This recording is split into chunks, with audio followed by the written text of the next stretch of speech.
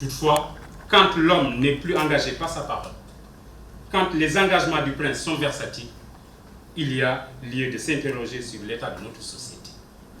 Donc, c'est parce que nous vivons l'ère du dérèglement de notre société que l'écrivaine Aminata Sofal a parlé de l'empire du mensonge, que nous rencontrons aujourd'hui pour discuter d'une question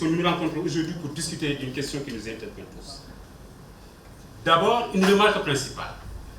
Cette rencontre a failli achoper pour la simple raison qu'il y a une tentative de musellement de l'espace de contradiction. C'est oublier que la contradiction est au cœur de la dynamique sociale et que l'un des plus grands dangers des démocraties réside dans ce mécanisme-là où ces tentatives de musellement de l'espace public.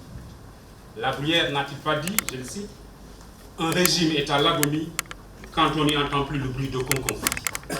Sinon, celui des pitoyables petites ambitions et des grands appétits. Fin de citation.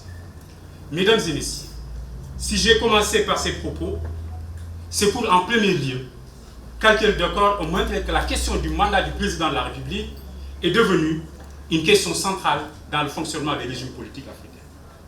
Il apparaît de plus en plus comme une exception même à la liberté de candidature à l'élection présidentielle. Parce que tout simplement, un président qui n'a pas droit à un mandat, après avoir épuisé ses cartouches, va développer des stratégies pour en faire un troisième. Cette situation, on la rencontre aujourd'hui dans certains pays, notamment en Centrafrique, où un projet de révision de la Constitution a été invalidé par la Cour constitutionnelle à travers les décrets de convocation d'un comité chargé de rédiger une nouvelle Constitution. La conséquence a été terrible. Madame la présidente de la Cour constitutionnelle, Madame Daba, a été évincée de son poste. La deuxième chose, dans notre pays, au même moment, au Sénégal, on observe progressivement des débats sur la question du troisième mandat ou de la recevabilité même de la candidature du président de la République. La source du problème. Le président de la République avait émis le souhait de modifier la Constitution pour limiter le mandat à 2. Ainsi a-t-il soumis en 2016 un projet au Conseil constitutionnel pour avis. L'article 27 de ce projet était ainsi rédigé. La durée du mandat du président de la République est de 5 ans. Nul ne peut exercer plus de 2 mandats consécutifs. Cette disposition s'applique au mandat en cours. Le Conseil constitutionnel, dans son avis du 12 février 2016, avait considéré que le mandat en cours était hors de portée de la révision. Donc, en vertu de la continuité des institutions et de la sécurité juridique, la révision constitutionnelle ne peut concerner le mandat en cours, qui est une situation juridique acquise et une disposition intangible. Certains en ont tiré une interprétation, disant que ce mandat-là ne compte pas. Maintenant, il ne fait qu'un seul mandat, et après, il va le penser. D'autres ont pensé que le Conseil constitutionnel, à juste titre à mon avis, n'avait pas parlé du nombre de mandats, mais de la durée du mandat du président de la République. Une durée de 7 ans et une durée de 5 ans, et avait dit que la réforme ne s'appliquait pas à la durée de 7 ans. Mais ce qu'il importe ici de signaler, je ne m'enfermerai pas dans des considérations d'ordre strictement juridique. Certains collègues qui viendront l'expliqueront tout à l'heure mieux que moi. Mais j'aimerais attirer l'attention de l'assistance sur ce qu'on appelle l'éthique constitutionnelle. Parce que si nous avons observé tout à l'heure la vidéo qui est passée, les débats qui se posent, c'est comme si on n'avait rien appris de l'histoire, parce que dans la séquence 2010, 2011 et 2012, la même question s'était posée. C'est comme si nous n'avions rien appris. Et on se pose la question à la fois de l'état de la société, mais de l'état du droit dans la société.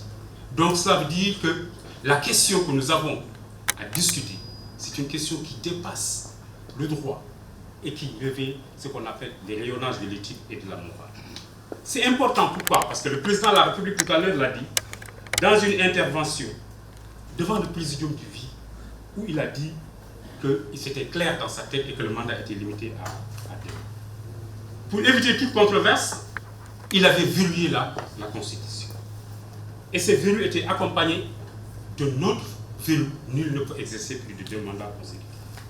Cela veut dire que l'exploitation des failles rédactionnelles, dans le but d'en avoir une interprétation élastique, ne pouvait pas avoir lieu. Pourquoi? Parce que l'interprétation constitutionnelle ne doit pas aboutir à ce qu'on appelle le fait de traficoter les textes. En réalité, le mandat du président de la République dépasse même le cadre du droit comme nous l'avons signalé. C'est la raison pour laquelle la question du mandat du président de la République revêt une dimension éthique et une dimension morale. Dans nos sociétés, la parole donnée est sacrée. Doit-on accepter les reniements et les remises en cause des engagements les mieux établis? Ce que le peuple sénégalais a accepté comme norme de fonctionnement de la société contemporaine, un seul citoyen, fut-il président de la République, doit-il le transgresser allègrement? Il apparaît à la lumière de ces considérations que la question du mandat n'est pas simplement une question juridique ou une affaire de jurisprudence du droit, comme on a voulu nous le faire comprendre, mais c'est une question de respect des Sénégalais dans ce qu'ils ont de plus précieux, à savoir la parole donnée, la dignité et le sens de l'honneur. Si la société peut accepter qu'une autorité suprême de l'État puisse se dédier, les artifices et les interprétations juridiques pourront être trouvés pour lui donner le fondement constitutionnel nécessaire. Pourquoi? Rappelez-vous, quand il y avait la contestation de la candidature du président Abdoulaye Wade, il y avait M. Moustapha Touré, président de la Sénat à l'époque, à son âge. Il avait fait une interview dans le journal La Gazette où il avait fait un projet de décision du Conseil constitutionnel, arrivant à la conclusion que la candidature du président Wade était irrecevable. Si vous prenez cette décision-là, rédigée par le magistrat, vous lisez aussi la décision du Conseil, vous comparez les deux, vous allez vous rendre compte que pour la même question, il y a eu deux réponses différentes et que toute la démonstration juridique tenait là. La conclusion, c'est quoi? On peut faire dire au droit tout et son contraire. C'est la raison pour laquelle j'ai affirmé tout à l'heure que la dimension de cette question-là est une dimension qui dépasse le cadre juridique et elle revêt les rayonnages du moral et de la morale et de l'éthique. Elle traduit ainsi la perversion du droit constitutionnel. Ce droit, tel qu'il est conçu et appliqué par les acteurs politiques, change de signification en fonction des circonstances et de la volonté du chef de l'État.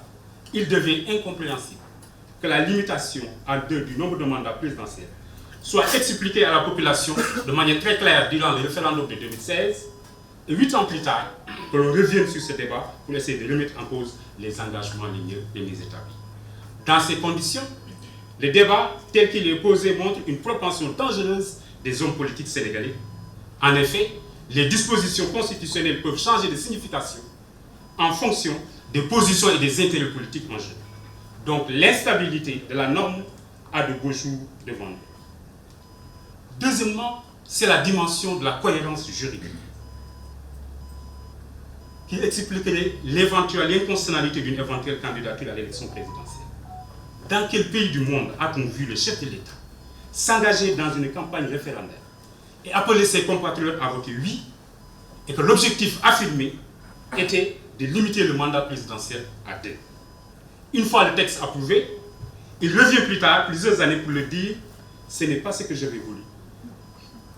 La simple logique voudrait qu'en limitant le nombre de mandats à 2, qu'il évite d'effectuer tout mandat supplémentaire, sinon on quitte dans le décompte 12 ans de pouvoir pour arriver à 17 ans de pouvoir. Dans cet ordre d'idée, la simple cohérence juridique voudrait que l'objectif recherché dans cette consultation populaire soit privilégié dans l'interprétation et l'application de la règle de droit adoptée par référendum. Si, d'aventure, les contorsions juridiques aboutissent à la validation d'une 3e candidature à l'élection présidentielle du président sortant, c'est la démocratie qui tremble sur ses bases, c'est la démocratie qui est affectée par le jeu politicien des acteurs politiques qui sont motivés, non pas par le relèvement de la qualité démocratique du pays, mais par des basses manœuvres fondées sur des stratégies de conservation du pouvoir politique. À la lumière de cette considération, le point de vue que nous soutenons ici est un point de vue sans équivoque. L'éthique et la morale sont au cœur du développement de toute société. Et cette éthique et la morale également guident l'écriture constitutionnelle et les principes qui sous-tendent toute constitution, notamment l'encadrement juridique du pouvoir, le respect des droits de l'homme, la transparence des élections, la limitation du nombre de mandats, l'élection au suffrage universel. Tous ces principes-là sont guidés par ce qu'on appelle une dimension éthique dans l'écriture et dans l'application. Au regard de ces considérations, nous soutenons ici l'idée selon laquelle la réforme constitutionnelle de 2016 avait fixé le mandat à 2. Il faut s'en tenir à cette logique pour des raisons de stabilité.